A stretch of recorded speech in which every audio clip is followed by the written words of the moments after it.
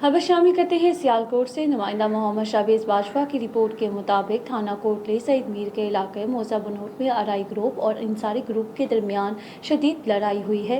डंडों, सोटों और ईंटों का आज़ादाना इस्तेमाल किया गया है।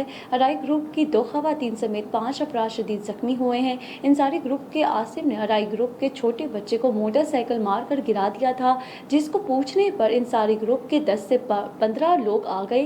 घर में दाखिल होकर मर्दों औरतों पर बेहमाना डंडोर सोटों से तशद्दुद किया। अराई ग्रुप ने इस गुंडागर्दी के खिलाफ शदीद एहतजाज किया है और इरबाब इख्तियार से कार्रवाई का मुतालबा किया।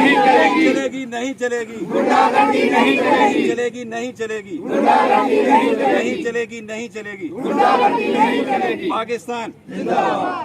बनूर का मैं रहन वाला वा ते वाले साहब का नाम गुलाम हुसैन है। जनूब की जाना मेरा घर है। मेरे घर के सामने 5-6 भरावां की रिहायशां ने, ਜਿਹੜੇ कि गुंडे टाइप ही समझ लो कि माजी ਦੇ ਵਿੱਚ ਇਹਨਾਂ ਦੇ ਉੱਤੇ ਪਰਚੇ ਵੀ ਕਾਫੀ ਸਾਰੇ ਹੋਏ। पुलिस आई है 10-11 बजे ਨਾਲ फोन किया असी पुलिस आई है। पुलिस ਨੂੰ देख के लोग नशे ने, फिर पुलिस ने अपनी कस्टडी च ਇਹਨਾਂ ਲੋਕਾਂ ਦੇ ਗੁੰਡਿਆਂ ਨੇ 2 ਮੋਟਰਸਾਈਕਲਾਂ ਲਈਆਂ ਨੇ, ਉਹ ਲੈ ਕੇ ਚਲੇ ਗਏ ਨੇ। ਥੋੜੀ ਦੇਰ ਤੋਂ ਬਾਅਦ ਇਹਨਾਂ ਨੇ ਫਾਇਰਿੰਗ ਕੀਤੀ ਆ।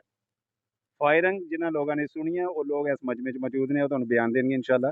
ਤੇ ਅਸੀਂ ਇਸ ਦਹਿਸ਼ਤਗਰਦੀ ਤੋਂ, ਇਸ ਗੁੰਡਾਗਰਦੀ ਤੋਂ बचन वास्ते गौरमेंट अगे अपील करने, मुतलका थाने पुलिस अगे अपील करने कि हल किया जाए फौरी तौर पर। मेरा नाम है, मैं बरूट का रिहायशी हूँ, लेकिन कल असर के बाद बहुत शोर मचा तो मैं भी उधर गया, देखा को हाजी साहब तो उधर ज़ख्मी हुए थे। इनके कुछ लोग अस्पताल उस टाइम चले गए थे, लेकिन उनके जो घर का मेन दरवाज़ा वो तोड़ रहे थे।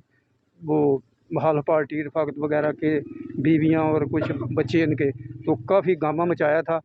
लेकिन 15 पर भी कॉल की, पुलिस बहुत लेट आई है, लेकिन आने तक इनका जो कैमरे वगैरह गाड़ी का नुकसान पहुँचाया है। हो गया ਜਿਹੜਾ ਹੋ ਗਿਆ ਸੀ। ਤੇ ਬਾਕੀ ਇਹਨਾਂ ਜਿਹੜਾ ਪਿੰਡ ਦੇ ਵਿੱਚ ਬੰਦੇ ਫੇਰੇ ਨੇ ਇਹਨਾਂ, ਉਹ ਮੈਂ ਵੀ ਜਿਹੜੇ ਨੇ ਦੇਖੇ ਨੇ 10 ਵਜੇ ਦੇ ਕਰੀਬ। ਮੋਟਰਸਾਈਕਲਾਂ ਦੇ ਮੁੰਡੇ ਸਨ 15-15 16-16 ਸਾਲ ਦੀ ਉਮਰ ਦੇ। ਉਹ ਕਦੇ ਮੋਟਰਸਾਈਕਲਾਂ ਕਿਤੇ ਇਸ ਪਾਸੇ ਨੂੰ ਭੁਆਉਂਦੇ ਸਨ, ਕਦੇ ਇਸ ਪਾਸੇ ਨੂੰ ਭੁਆਉਂਦੇ। ਤੇ ਉਹ ਜਿਹੜਾ ਨਾ काफ़ी उन्होंने जो शोरगुल किया। ये जो कह रहे फायरिंग हुई है, फायरिंग का क्या हुआ? फायरिंग की आवाज़ भी आई है।